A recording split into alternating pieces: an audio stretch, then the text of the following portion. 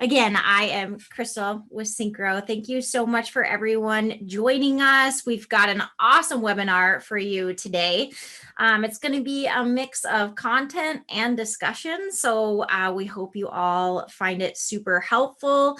At the end, we have Selkie here. She's going to do a live performance basically, and it's going to just be really, really awesome. So once we're done with this section of it, we'll take a few minutes to do a little bit of a sound check, but then grab your family or grab a drink, whatever you want to do, and hang out with us for an additional hour and listen to Selkie do her thing, which is going to just be awesome.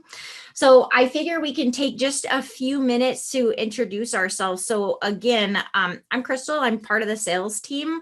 Little fun fact, I actually was the first person ever hired onto the Syncro sales team. So I've been here since launch, which is awesome. It's been the best few years. Really happy to be here. Happy to talk about this awesome integration with Bitdefender. We love Bitdefender as a partner. It's been wonderful working together and doing these webinars for you.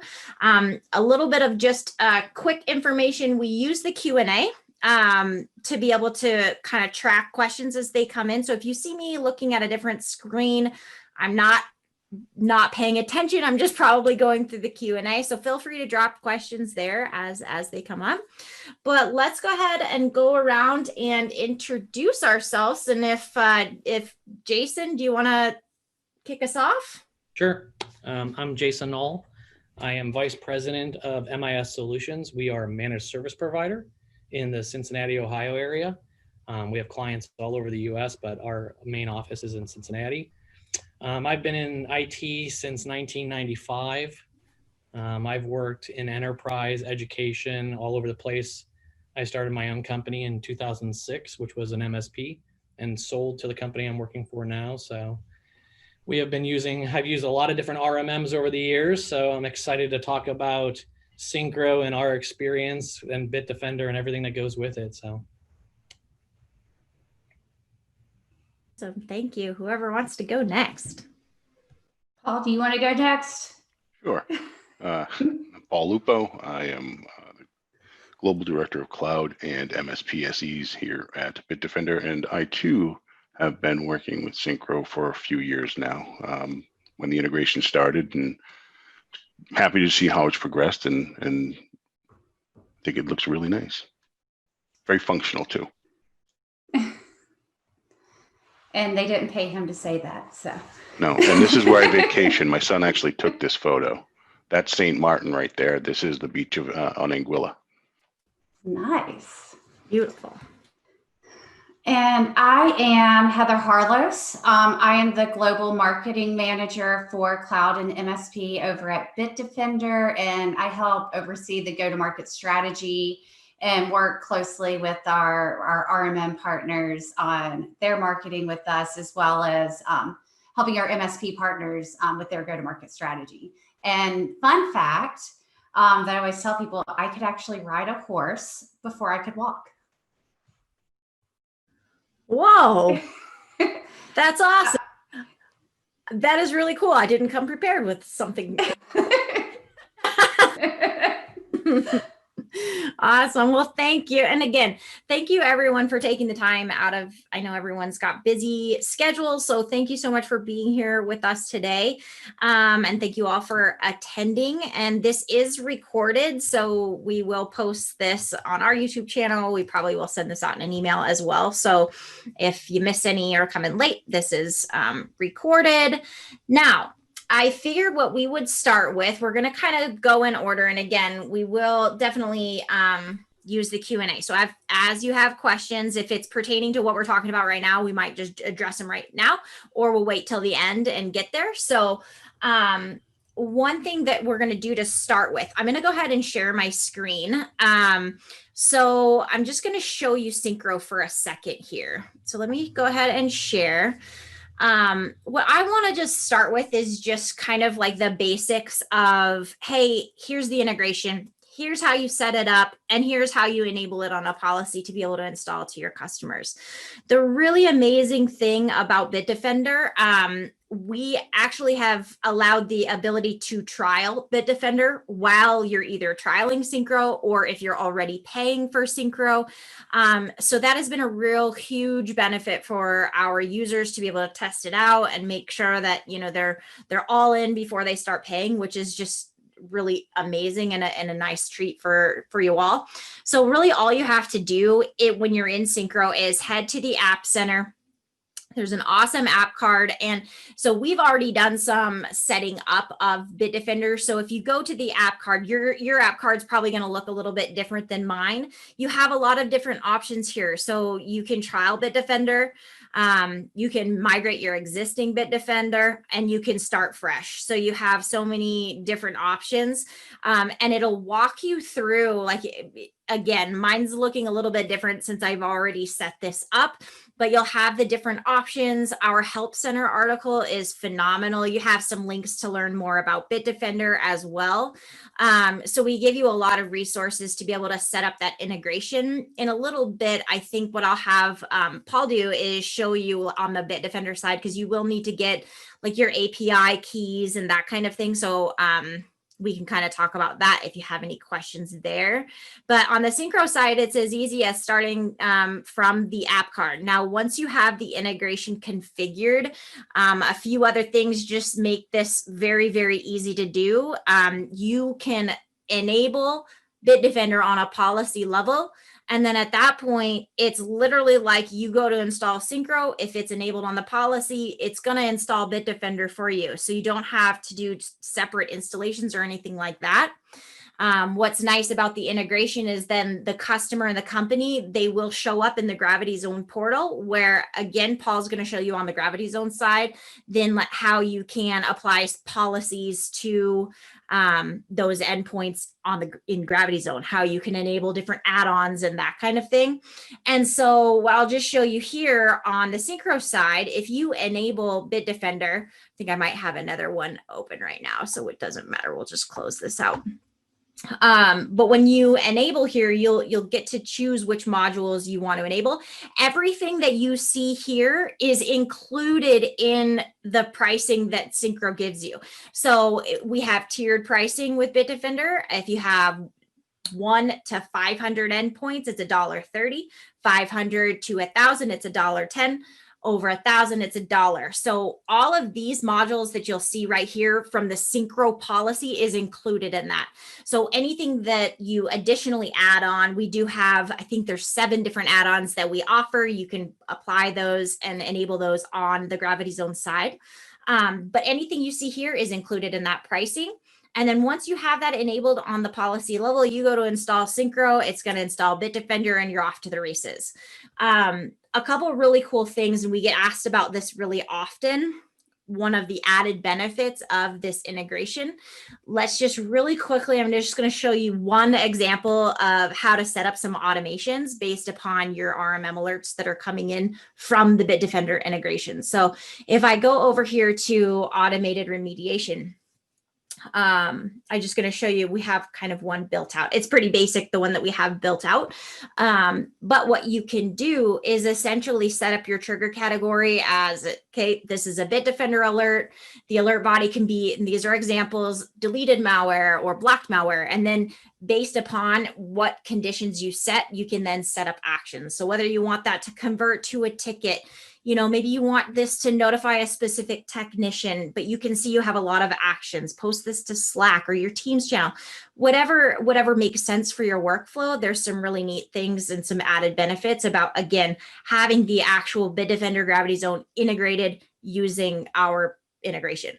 Let's see. I talked about the fact that you can trial it. The billing you'll be billed from Syncro. Kind of went through the tiers there. And so again, just depending on where you are at with your journey of Syncro or with Bitdefender, I'm going to drop into the chat box. We've got a couple of emails to reach out to if you have some questions or if you want to demo either Syncro or Bitdefender. So I'll give you some information there.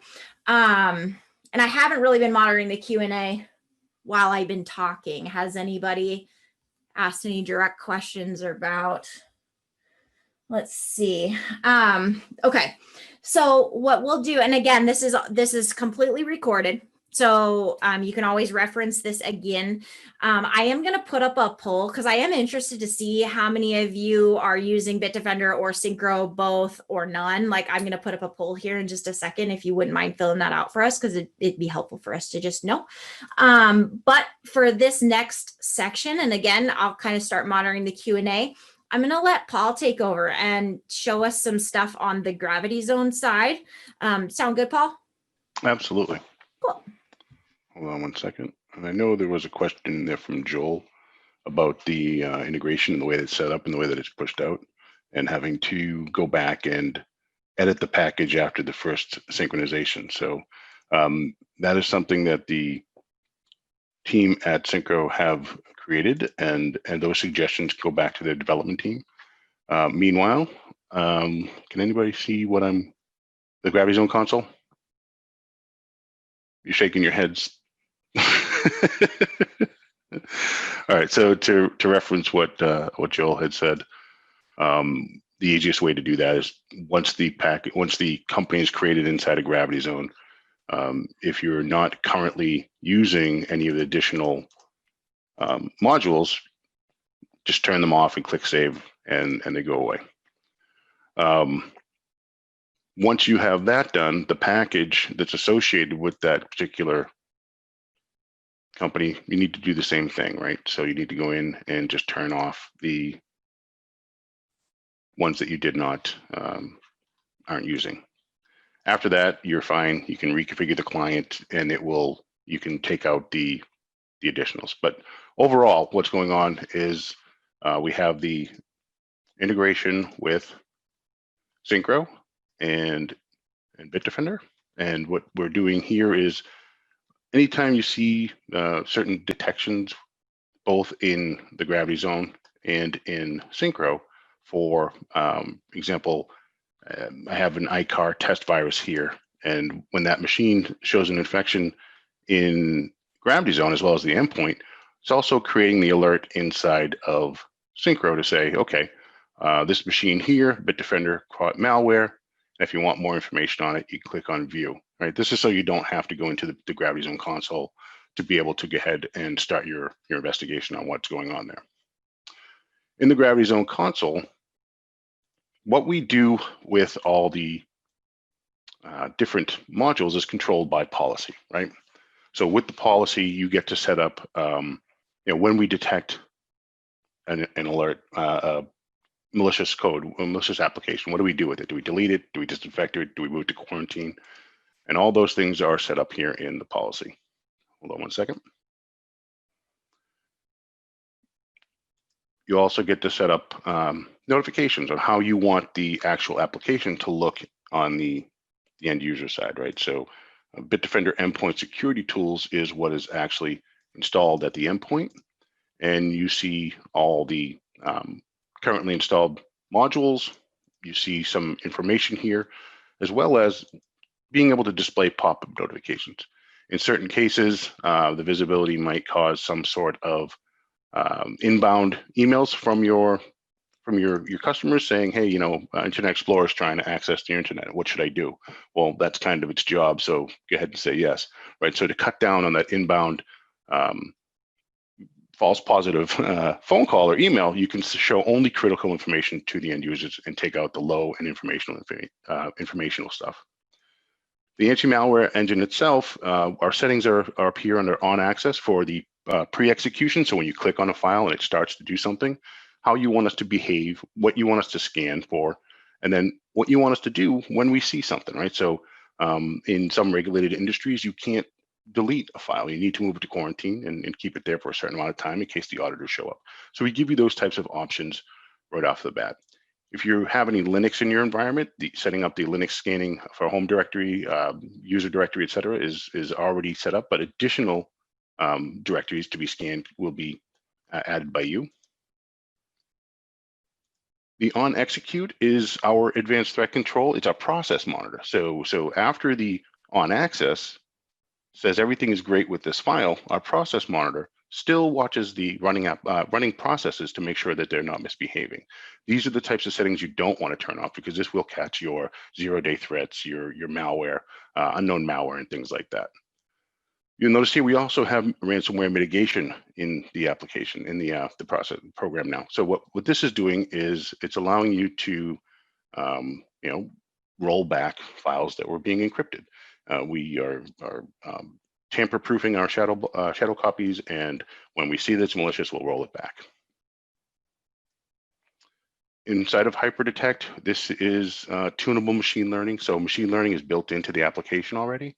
With our HyperDetect, we're allowing you to fine-tune the way that we are detecting. So if something looks suspicious and we put it in the incidents tab that says you might want to review this, you can say, okay, yes, this is a false positive, or no, this really is malicious.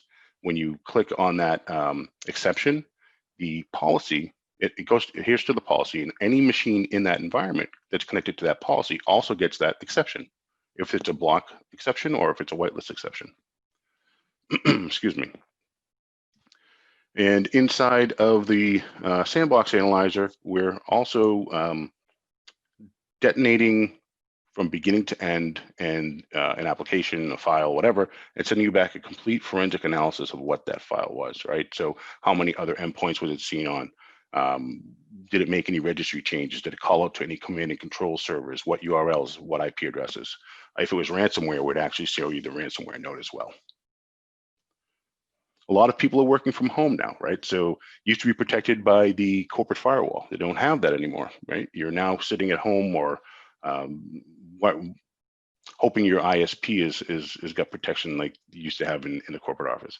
But we're allowing you to control the way that those endpoints are connecting. So for example, we can monitor Wi-Fi connections. Intrusion detection is built in. You just need to turn it on. And there's a bunch of different rule sets for ask, deny, or allow. And then if you need to make any specific connections for VPN or whatever to be able to go through by application or by connection, you can set IP addresses and port ranges to be able to allow those connections. Within the network protection, we are doing things like web content filtering. So if you want to blacklist a group, a category, we have that ability. So if you're preventing gambling sites and things like that, you can set that up here. Now, maybe you have your own set of exclusions to any category that you blocked. So for example, if you block social media, but you have your own social media webpage and you want your own marketing team to go there to be able to promote your own company, you can make an exception here that says, well, that's the one that I'll allow. So, / my company at any social media. Within the network attack defense, we are doing some DNS-like prevention here. So anybody that's trying to go beyond your endpoint to get more information, right? Not every single attack has a payload that they're putting down to try and detonate and cause havoc. Sometimes they're doing reconnaissance. They want to get into your environment. They want to look around, see where else they can get access to. We detect these behaviors and these tactics, and we prevent them from happening. We also alert you that it is. If you're using our patch management, you will have the ability to do automatic patch scans for Microsoft and third party, and automatic installation of those as well. In our device control, we have a long list of things that we can block or allow from connecting to the devices. Most people use this for blocking USBs, right? So I don't want anybody plugging the thumb drive and walking away with my data. Even if I create a block on a USB, I can create an exception that says, well, I gave you this one. You can plug this one anywhere in the network, and this is the only one that's going to work. And within the encryption module, we are managing the most recent BitLocker keys or file vault keys. So that if you're trying to encrypt, but you forgot your password, we can then use the recovery ID to create a new, expose a new one for you. And the risk management is actually giving you misconfigured machines, vulnerable applications, and your human risk now. So within the risk management, we're keeping track of a score of history over time that says we've noticed that we put this policy in place that says you can't go to that website, but you continue to go to that website because it will identify the user, identify the behavior, so that you can start to have conversations about this is not acceptable use policy. This is rolling into next year. We're releasing some security awareness training, and it's going to be available in the dashboard. So you can now tie those user behaviors into the security awareness training to help make a better security posture. And with that, I'm going to open it up back over to you, Crystal. Awesome. I'm gonna address a few of the questions we've got in the Q&A. It's a couple of the questions. So where can we set up Bitdefender alerts? Just looking at policy alert settings at the moment. So again, all of like what you're monitoring and what you're not is done on the gravity zone side. And then you can set up automations for what does surface on the Syncro side. And then there's a few other questions just based upon the policy in Syncro. When you're enabling the modules on the Syncro side and that policy, those are all included in the price. Those are not the add-ons. You will not get charged extra for applying any of the modules that you'll see on the Syncro side. So all of the add-ons are added on the Bitdefender side. Let's see here. If malware has been detected and we set the notification to Slack teams, are those external our Slack teams, or is that internal to our, it's your own, it's your company's Slack or Teams account? Let's see here. Oh, I think that, so this is a question for you, Paul. Does it make a new package each time I edit a policy? I have a lot of packages, multiple ones for each company. Each company will have its own package. Changing the policy does not create an additional package, but anytime you need to deploy to a company and there's not a package yet, it will create one for that company. That's how it associates inside a gravity zone where it belongs inside of that particular customer and brings all those machines in with it. Awesome. Okay, John has a few questions just in regards to pricing, and it looks like John is in Canada. So I think the main things about, you know, if you're getting Bitdefender cheaper somewhere else, like what's the benefit of the integration, right? Like that's what the question is. And I think the main thing, the easy deployment is huge. And so I think that what I'll do, I think I'm going to kind of like wait, because I think that Jason's going to do a really good job kind of answering that question just in general. So let me just make sure, I think, and Joel, I'm reading this one. I'm sure I'm going to make sure Paul sees this one as well. But yes, this is definitely on the dev side, and we're going to pass that along for you.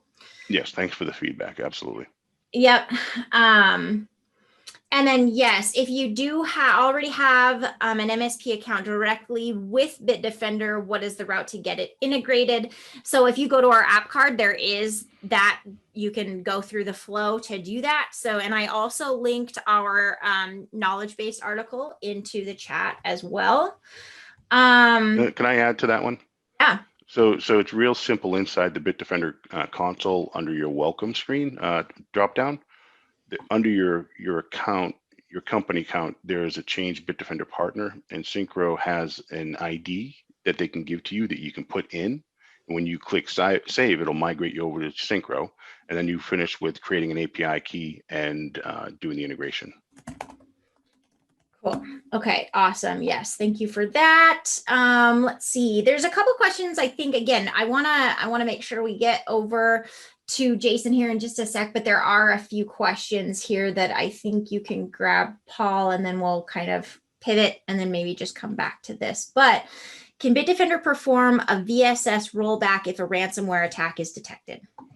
So our ransomware mitigation is doing tamper-proof shadow copies, right? So if we detect this ransomware that's trying to encrypt things, we're going to kill it and we're going to roll those files back.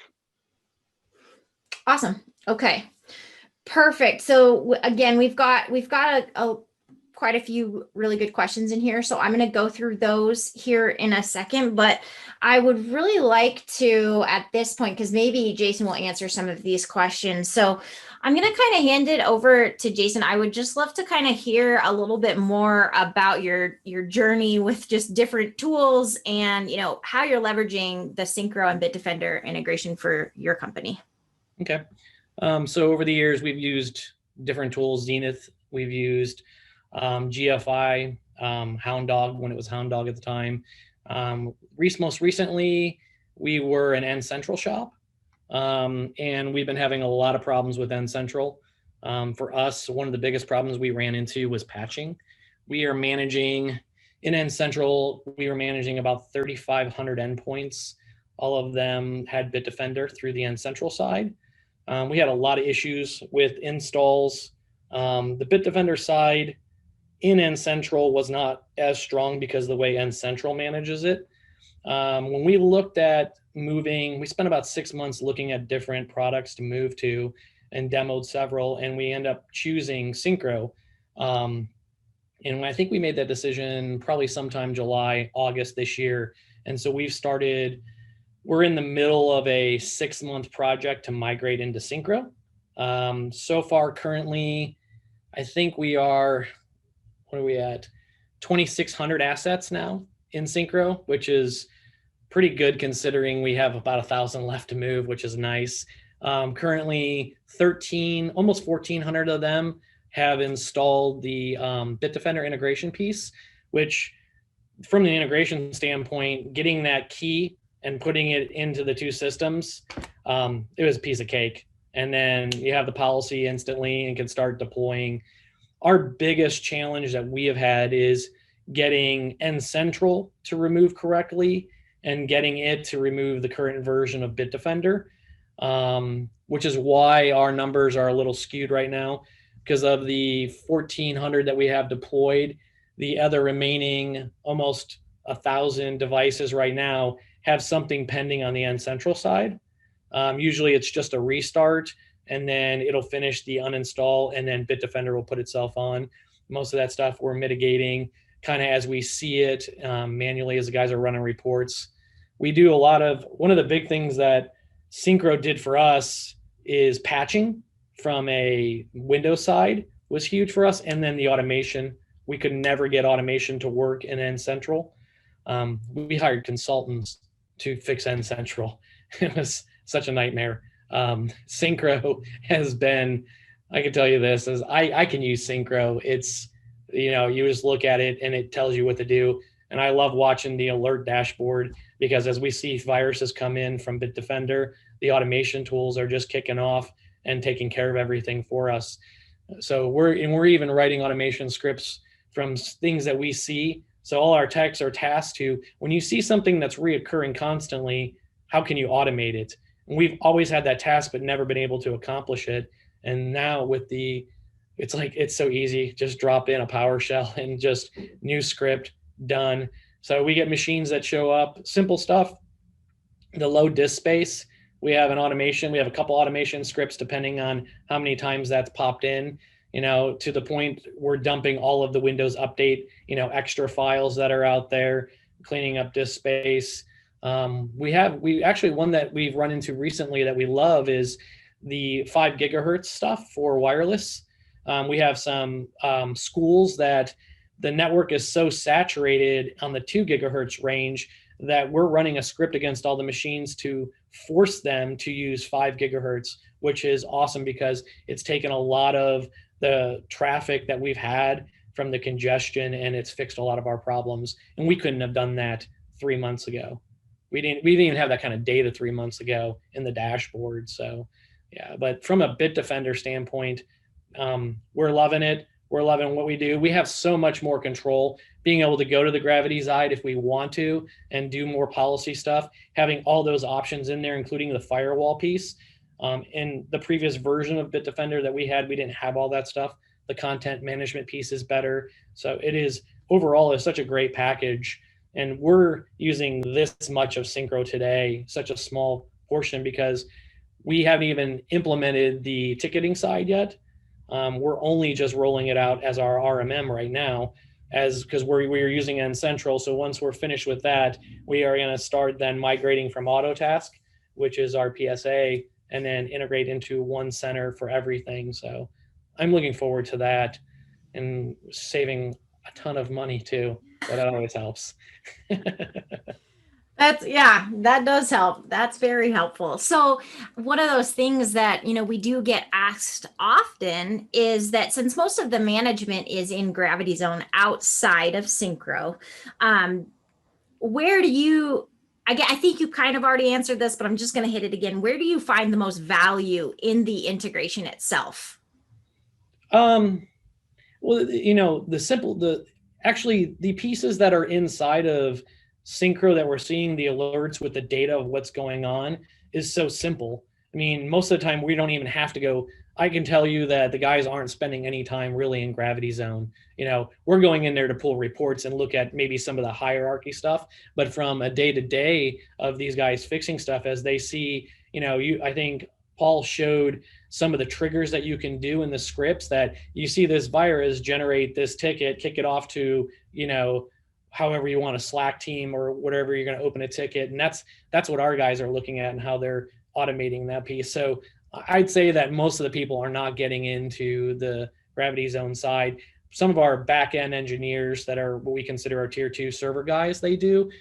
They've written a couple specific policies for different clients because of some different requirements, or you always have that one application that still doesn't play well with antivirus. They have to make exceptions in. So that's where we're seeing some of those pieces. Otherwise, I think most of the guys don't leave Syncro. They're right there. The data is good that's in it. They're able to remediate it right away and then move on to the next product. And half the time, if they do it right the first time and they feel that they can automate it, then it just pops in the alerts, the automation kicks in, and I don't have to hire another tech, because this, for us, as we're seeing more and more automation out of this, we were gonna hire a tech and we haven't, because this is maybe it's not good for the IT industry. It's good for my pockets though, from an organization. It means better Christmas bonuses for my guys, So when we go out and we reward them, I don't have to pay another, $40,000, $50,000 a year salary, because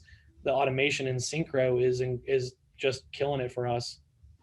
That's incredible. And it sounds like, and from what Paul has shown us and what we've seen on different webinars too, it's like, once you have everything, and correct me if I'm wrong, Paul, too, like it feels like once you have everything really set up the way that you'd want in Gravity Zone, and the different automations that you could do just in Gravity Zone when they, to quarantine, to do like all of those things, it's like once that setup's done, it's not a ton of back and forth, right? So I was actually just typing to someone else about how much interaction they're going to need to do, like whitelisting and stuff like that. I'm trying to remember who that was, and I just answered it. But the purpose of integrating with the RMMs is we understand that that's where you're going to spend your time, right? So what we're doing with our integration is trying to allow you, and Syncro built this one, right? So we didn't have a lot of development on our side, but the way they built it was the same thing. Most of your most common things are going to be able to be done from within Syncro. You will have to set up policies in Bitdefender. There are alerts that are in Syncro already for emails and things like that. So whether or not you go into Gravity Zone and set up a second one, that's your choice, but you're not mandated to have to do that. That's awesome. I love it. One last question I'm going to throw Jason's way that I guess I didn't really probably prep him for. Before I pass it over to Heather, because I think this will be kind of like a segue into what Heather's going to talk about, is that, as from an MSP standpoint, what do you do when you are going to a potential customer, and you're selling them your full package? Like, how are you doing that? Because that's going to be kind of a segue into what Heather's going to talk to everybody about. Just curious what you do. So usually our salesperson gets out there, gets us in the door. We come in, we sit down, we start talking about our MSP package. And our MSP package is, like everybody else's, MSP plus S now, because we're doing security. So we use rapid fire tools. We go in, we run scans. We're using dark web monitoring. And so with that, we love to walk in the door with people and do a dark web scan against their domain and walk in and show them all the stuff that's for sale on the dark web. So we like to scare them right up the front, right?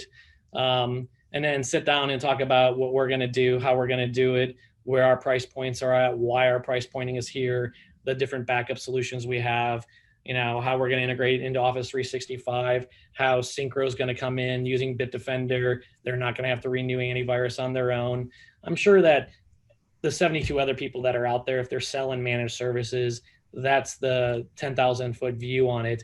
It's just having a line item for everything you do, managing switches. And for us, we try not to sell everything. So when we walk in, we have a stack and we have a product line that works, and it works every time. We're a Dell partner, so we sell Dell stuff. You can love or hate Dell. It doesn't really matter to me. It's a server. It's all made in China. Half the time, they all break, right? So we have Meraki. We are a big, huge Meraki shop because of cloud management. So it's one interface. We can see everything from the firewall down to the endpoints with it, which we love. We then sell a phone system that's 3CX. We love it. It works great within the Meraki switches. We can manage that. We're using, which I know you guys just sent out a cool email today about backups, but we standardized a long time ago on Synology for a backup unit. We have them. Office 365 backups are included with SharePoint. It's part of the product. We roll it out as, as hardware as a service from a DRaaS standpoint. And that just continues down, And so when we bring on a client, when we present them our stuff, we know it works. We can stand behind it. And when I hand it over to my tech teams, since we're divided into what we call customer experience teams, when a client comes on board to one of our set teams, that set team knows how to implement everything. And even if they're not there, if they bought a brand new firewall, a Sonic wall, and they're running it, we'll run it and slowly migrate them into our stack. Because by the time they're done after the 6 months of being with us, they're now completely in an environment that my techs, and whether you're on set 1, set 2, set 3, or whatever set team, if you're covering for another team, you can support that client end to end because everything is exactly the same. And that's a cookie cutter approach. But I know you can buy Aruba, you can buy this, and you can pick whatever, and that's fine. But I don't want my guys wasting time having to learn 32 different systems. So we've picked this stack. It works great for us, and that's how it is, and this is what we move forward with. And we can set up the same thing for everybody. And our customers, when they actually choose to go on board with us and do that, they can refer the next client and say it's great because it works. Awesome. Well, that was great. Thanks for letting me put you on the spot there. Appreciate that, Jason. So I'll go ahead. I'm going to let Heather take it away. Okay, so my job is to talk through some marketing stuff with you.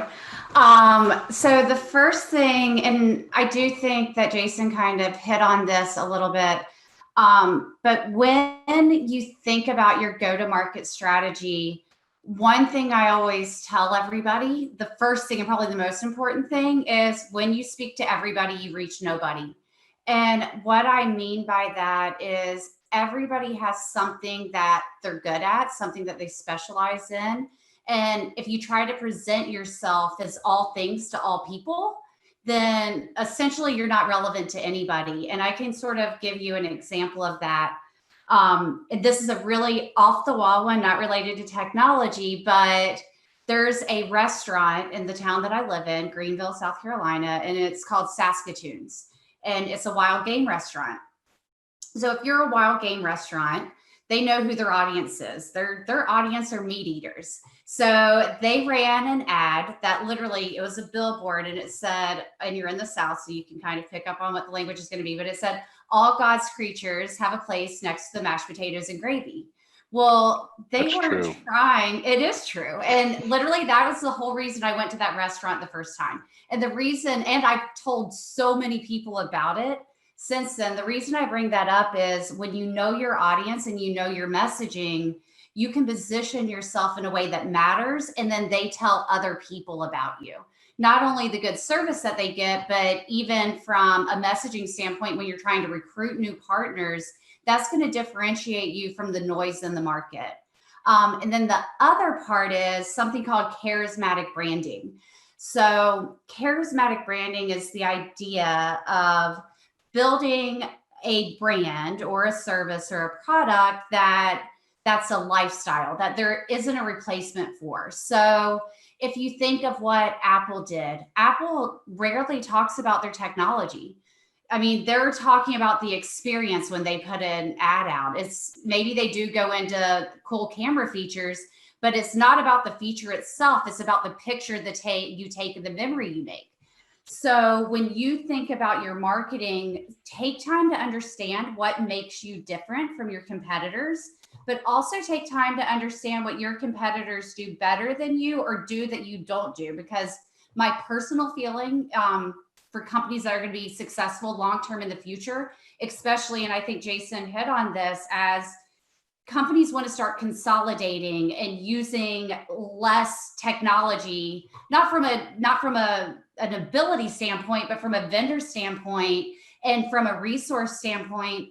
As companies start looking at that, if you're able to partner with somebody else, that maybe even another MSP, and go in on a deal together as a single solution versus them having to go to 20 other places to get it, I think that's the way of the future. And I really think that's how business is going to be done in the future. It's all going to be partnerships, consolidating your technology, finding vendors that are agnostic, essentially, so you don't have that lock-in and you can make everything work together.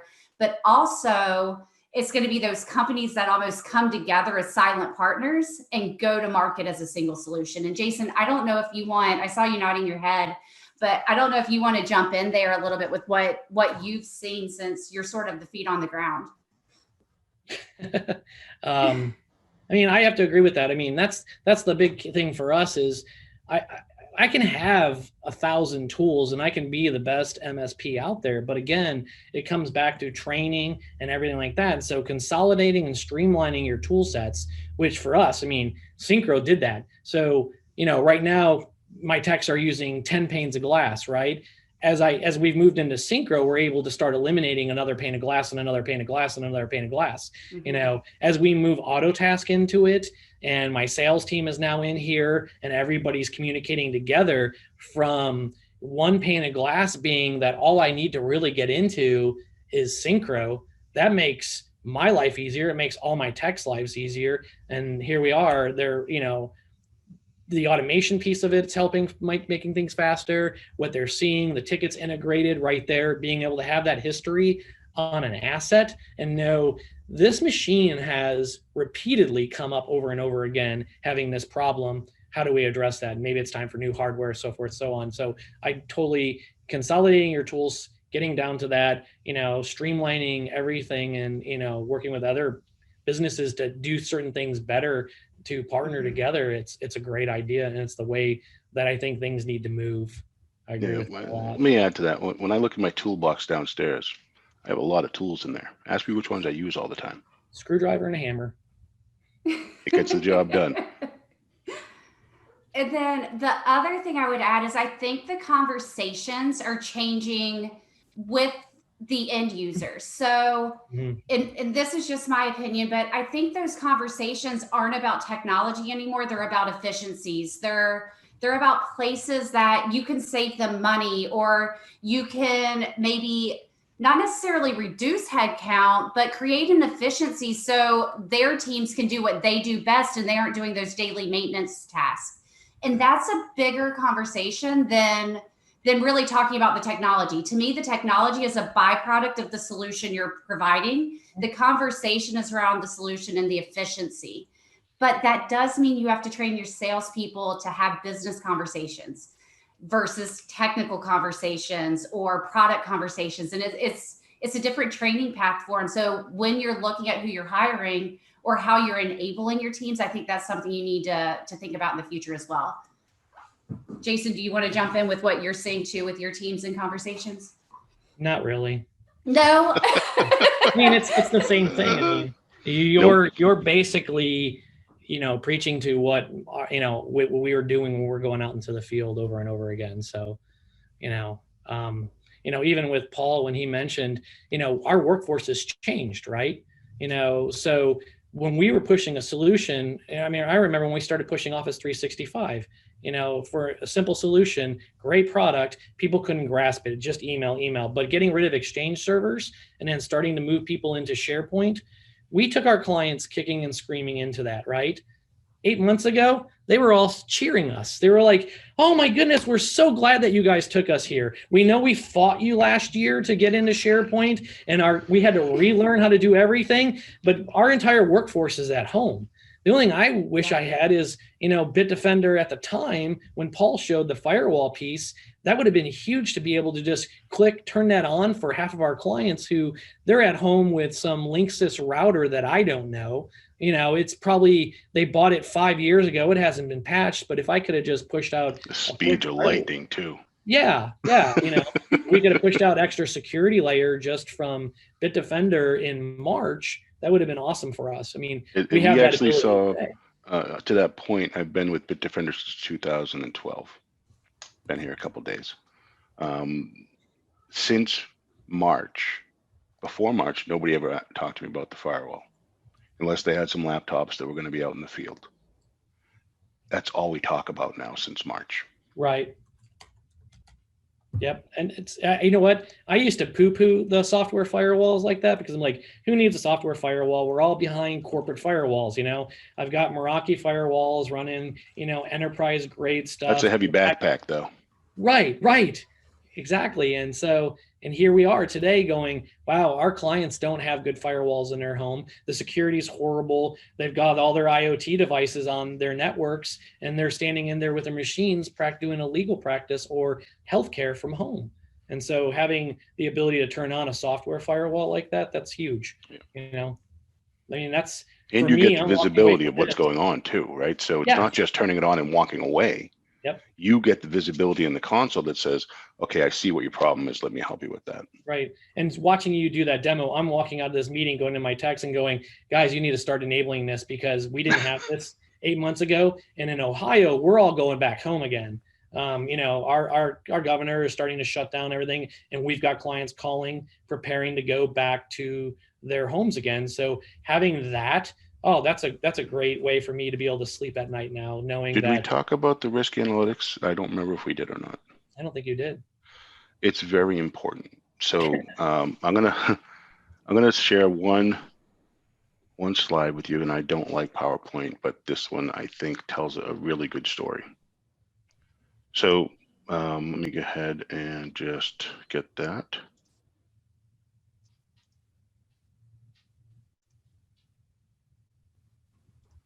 And let me share the screen real quick.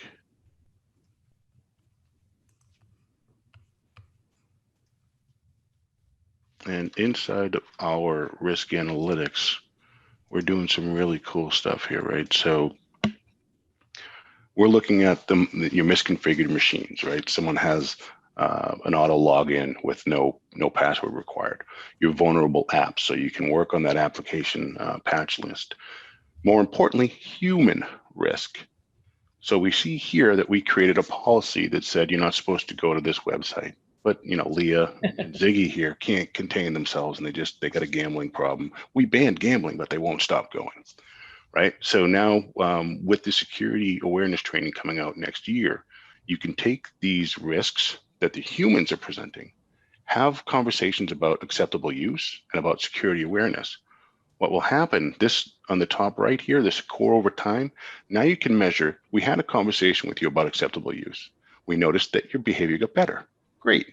Or it stayed the same or got worse. You're clearly not paying attention, right? So what is that human doing that's putting my network at risk?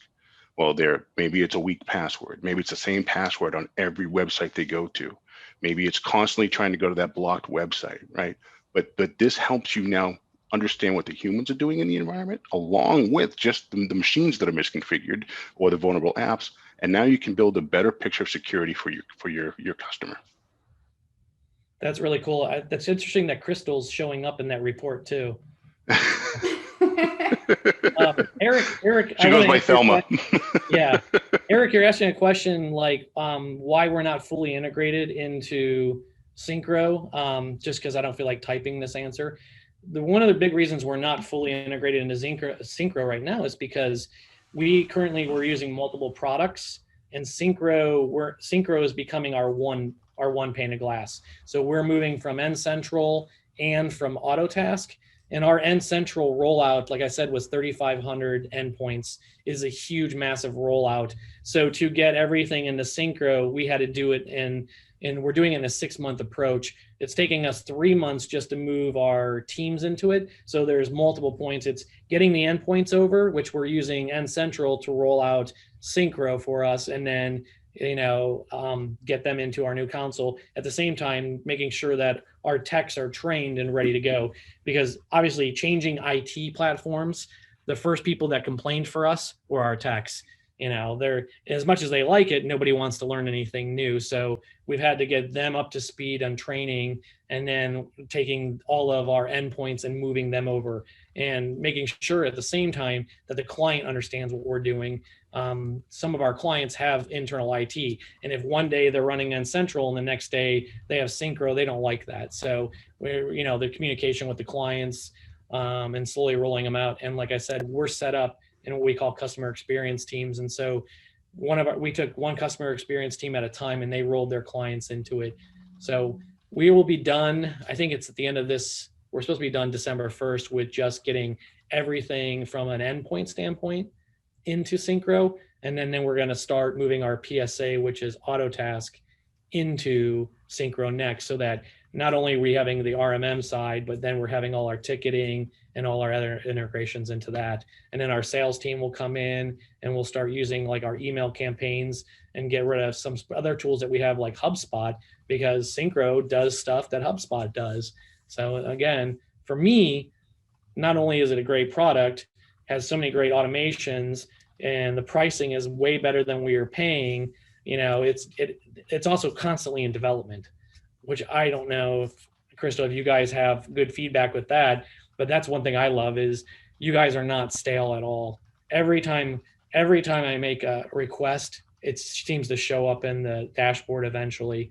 It reminds me of back in when Meraki was really small and they had Make a Wish, and you make a wish and they would add it in. And I see that with Syncro. You guys are listening to us, which is probably why you're actually talking with me to find out what we like. Is we make a request and it starts to show up, and you guys are constantly making this platform better. I mean, even when we started looking at it back in the spring, and we looked at it the first time in June, when we came back in August and looked at it again, it had changed so much and there were so many new features. So hope that answers your question. That's awesome. I've got people messaging me that we should put you on staff, Jason. So thank you. Thank you for all of that. And I know we've got a few questions still in the Q&A, and we will try to work through those, typing those out.